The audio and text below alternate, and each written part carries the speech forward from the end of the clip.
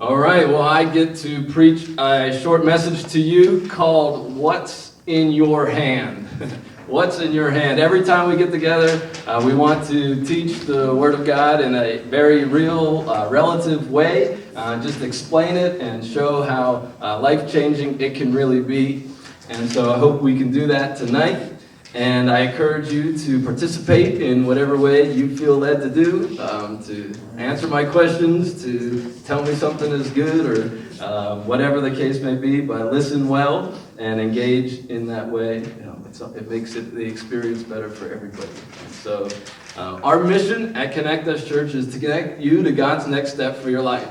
We want to reach out to invite all people to connect to a gospel community and challenge you to take God's next step for your life. So we want to reach out beyond these walls, beyond where we're at, reach out to our friends and our family and our neighbors, and we want to then invite them to connect to a gospel community, to a large gathering of people that are excited about getting to know Jesus better and all that He has done for us and how that changes our lives, but also into smaller environments, into smaller groups where we can engage with one another on a just more personal level, because we really value the personal touch. And so then we want to challenge you to take God's next step for your life. Like we mean that. Challenge is a strong word, but we really want to help you do that in a real way. And so if we accomplish this mission, then what will happen? And that answers in sort of a vision statement, is that we will multiply more and better disciples. So what that means is we'll provide an exciting and thriving experience when the church gathers together. Something like this, something exciting, something life-giving, something inspiring. And we will partner with God in the community. So we'll be involved in what God is already doing in amongst the people that are not a part of what we're doing. We value church planting because once you multiply more and better disciples, there's more and better people, more people to reach, and you do that by starting. A great way to do that is by starting new churches, and we'll multiply disciples in churches across central Pennsylvania and beyond. And so, when the gospel goes forth and people get excited about their faith and in turn reach out to other people. It doesn't matter where you are. We want to come alongside of people to do that and do that well with them. So this is a big vision, and you get to be at the ground floor of that vision. But we believe we can accomplish this vision because God is with us. We want to be focused on Jesus. Everything we do is to the glory of God at church and outside of church. We just believe that God is in this, and it's only going to happen if He's in it. And so as we talk about serving tonight, it's not we serve to earn God's approval, but we serve other people because we are already approved by God. So God has approved of us, and from that approval, we then serve other people. It's all about what God has done for us, and in return, we say thank you. We share that good news. We reach out to other people. And so we want this church to be helpful to you. We value you. And one of the ways that we want to be helpful to you is we want to help you be generous. We want to plan to put others before ourselves and give our time, talents, and money for others. And you say, how is being generous helpful to me? Well, that's a good question, because it doesn't always feel that way, right? I mean, doesn't it feel good to get stuff? Like I got a new car, or I got a new house, or I got a new paycheck that I wasn't expecting, or like it feels good to get things. But it was someone really important that once said it's more blessed or more happy, better to give than to receive. And that person was Jesus. And so if He said it, then there must be something to it. What does it mean to be generous, to give of ourselves? And how does doing that make our lives better? Well, it just puts other people before us. So we plan to do that. And what does it mean to plan? Well, you make a decision. You're sitting at your house, you're talking with your your friends, you're talking with your spouse or significant other, and you're making a plan to say, okay, how can we best take what God has given us and use it to bless other people? Another part of planning is giving a percentage of what you have. Because the more you make, oftentimes the less you give away, which is crazy to think about. Because you're like, if only I could make $5,000, if only I could make $50,000, if only I could make, and every time we think that, we actually end up giving less, usually, if statistics are true. And so we think about percentages, because if you got $10, you give away 1 or 10%, right? Or you make $100,000, there's that, 10% of that. And so every time God gives you more, you work in percentages, and so it just always is that way. And so we plan percentage, and then another important P word is priorities. And so where does giving back to God land on your priority list? How do we plan to give, to honor God, to serve others? Is it first? I think God deserves our first and our best. And so when we give, is it the first of what God has received? We receive something from God, and what can we in turn give first to Him? And so we plan the percentage, the priority, and we do that and put others before ourselves. We want to be humble. We want to love and serve and care for others. And we can do that by giving our time, our talents, and our money for others. And so one of the scary things about being generous is sometimes we feel like we don't have anything to give. And that's really a difference of mindset. And they call it the difference of a scarcity and an abundance mentality. And so in a scarcity mindset is there's a limited number of resources, and I'm going to hold on to them as much as I can and not let anything go because it's very limited. The abundance mindset is God is a God of more than enough, and I cannot outgive God. And I do this, and God, in return, takes care of me somehow. And so it's just a different way of looking at the same situation. There's a number in that bank account that you have. There's a number of your investments that you have. There's a number of things that you have. But how you look at that makes all the difference in the world. And I want to encourage you that our God is a God of abundance, of more than enough. But the default position is really a scarcity position. And so one of the guys that I want to introduce you to today in the Bible, his name was Moses. And he had a scarcity mindset.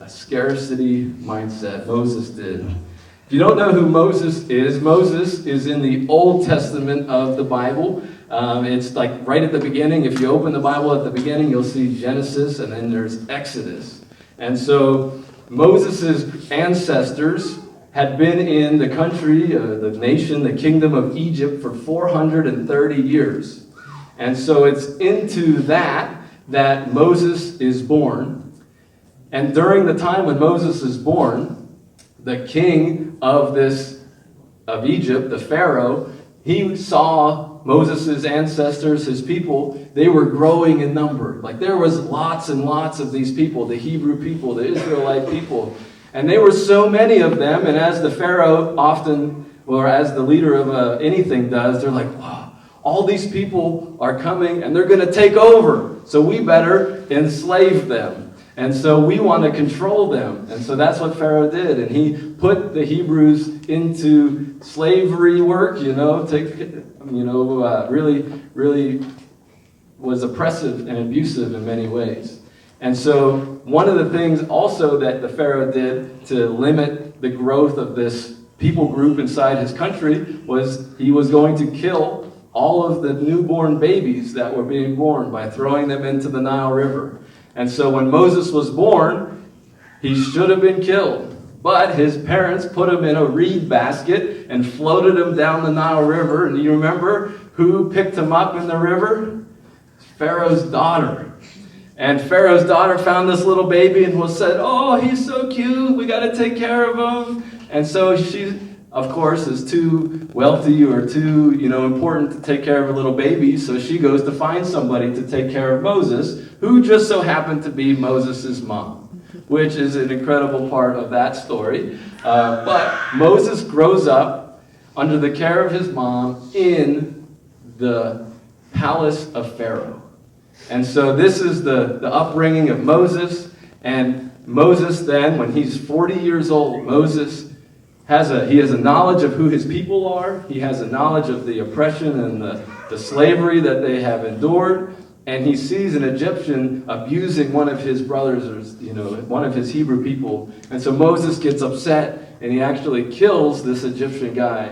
And so Moses runs away. He goes to the country of Midian, and there he finds a woman and gets married, and he works with his father-in-law, Jethro, and he does that for the next 40 years. And so he's no longer in Egypt. He's a shepherd out in the country. He's taking care of his sheep, and he started a family, and he's working for his father-in-law, and now he's 80 years old. And he sees God, well, actually, before he knows it's God, he sees a bush start to burn. And he's out in the field, and he says, "What is going on here?" And so he looks at it, and he comes over, and he looks at the burning bush, and the bush begins to speak to him. It's like, okay, now something crazy is going on. And the voice from the bush says, "I am God, and I've got a special mission for you."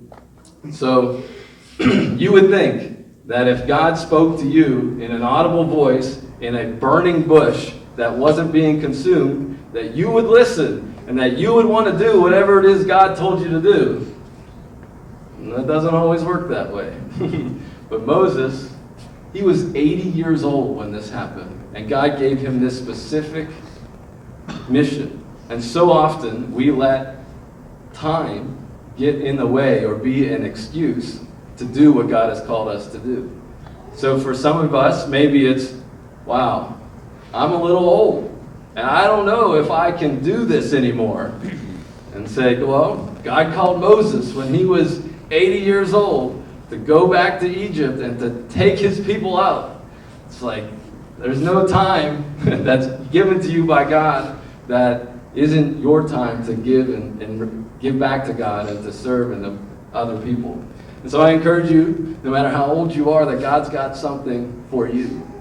And so often, time today is probably the biggest commodity of them all. I mean, we're so busy with so many things. And we talk about sacrificing money or sacrificing, it's usually what we talk about when we talk about sacrificing. But when's the last time you sacrificed your time? Because time is so valuable. Like, I need to sleep, I need to work, I need to take care of my kids, I need to clean the house. But when's the last time you gave up some of your time for the benefit of others? I mean, Moses had his family, he had his kids, he had his job, and God's like, all right, I got something new for you. You're going to give it all up to do that? So Moses eventually did that. One of the practical ways that I remember thinking about Lebanon Valley College with Matt was you got to study to pass your classes, right? Or at least most people have to study. And it takes time to study, right? And so when you've got a Bible study on Thursday night for an hour and a half, and you've got a big test coming up the next day, it's real attractive, real tempting to just stay home and study, because that's your time that you have to take it all in and do the best you can on that test the next day. And that little phrase, your time, is important because we think it's our time, but really it's God's time that he's entrusted to us.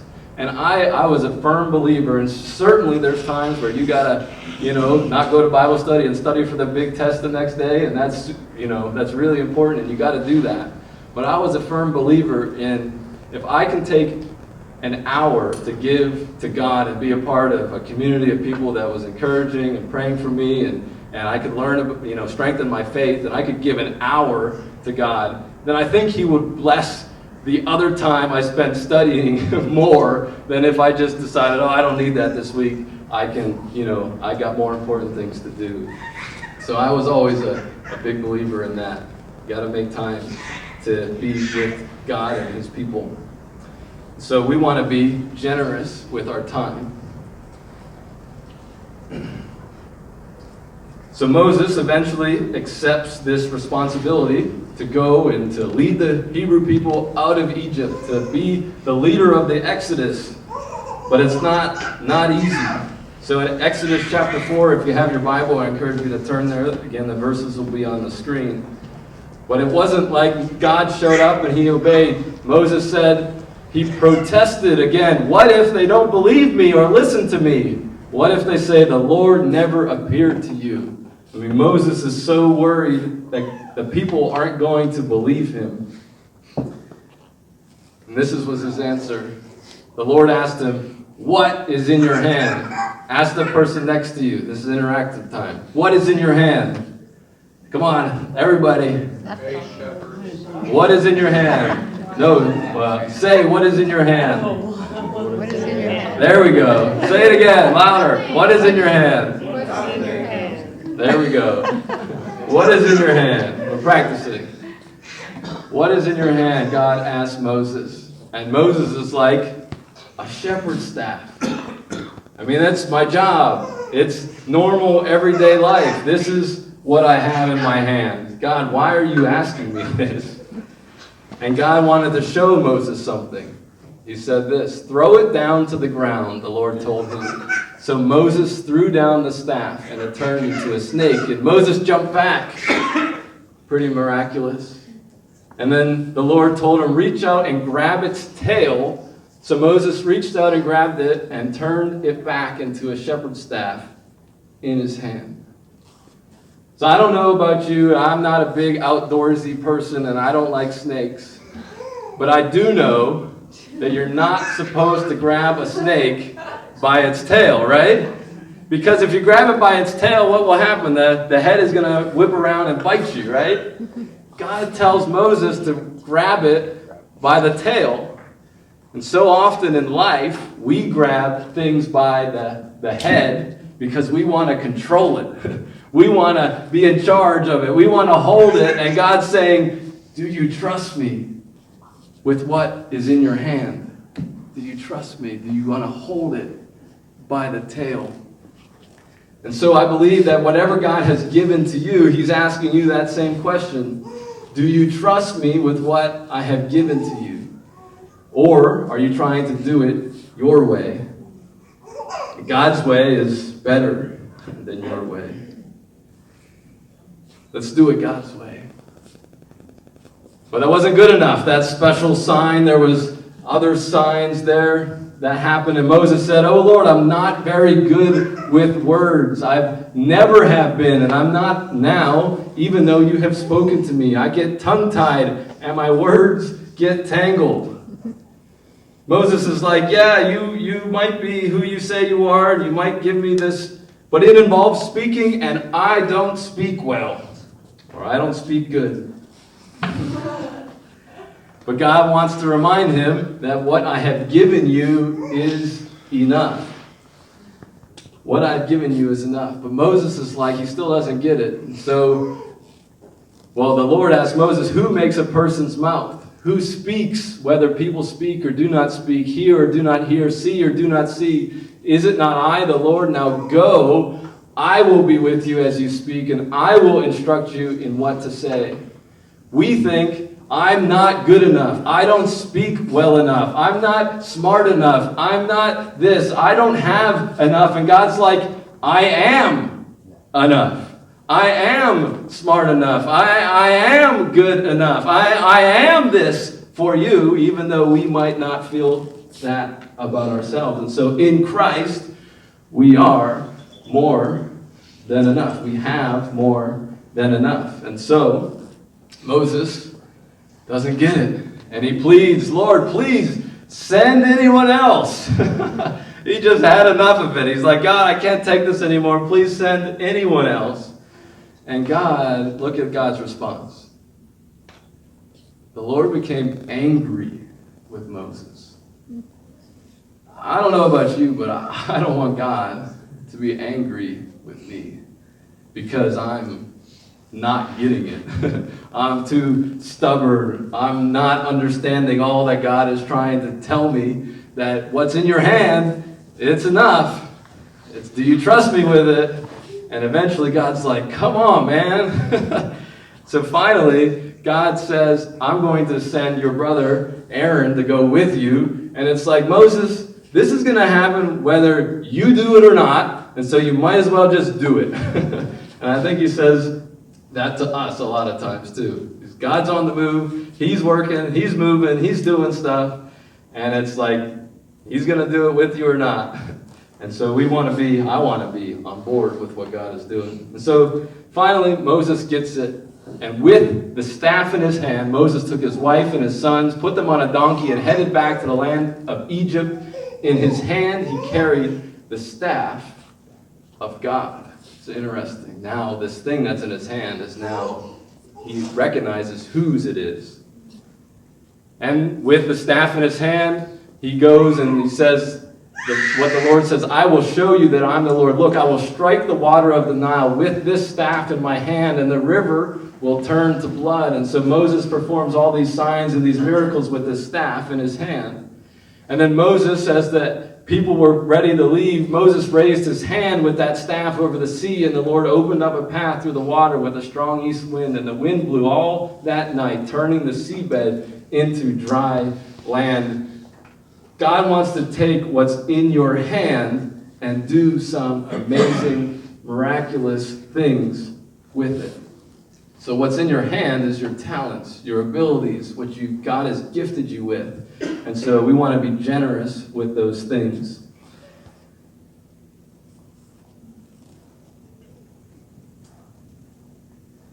The last thing that we've talked about of being generous was with our money. And what's really interesting is that we don't see anything in this story about Moses giving of his financial resources to fund the Exodus. We don't see Moses giving of this way, being generous in this way.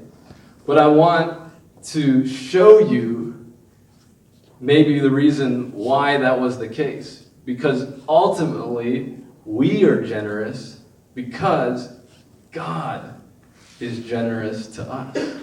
And so look who was generous in this story with their money that practically funded the exodus of the Hebrew people out of Egypt. This is Exodus 12:35. And the people of Israel did as Moses had instructed. They asked the Egyptians for clothing and articles of silver and gold. And the Lord caused the Egyptians to look favorably on the Israelites. And they gave the Israelites. Hebrew people left Egypt with all of the treasures, all of the material, all of the funding of the Egyptians. God provided for Moses. God provided for the people through their enemies. And God provided and was generous to his people in this way. And so we just, in return, say, God, you have been so gracious to us, so generous to us. You've given so much to us. How can we, in turn, be generous back to you and to others? And we need to be generous with our money. And so, what is in your hand? God has given you specific talents that only you have. And we really want to help you use those talents, use those gifts, use those abilities to do what God has called you to do. And God has gifted you, given you time.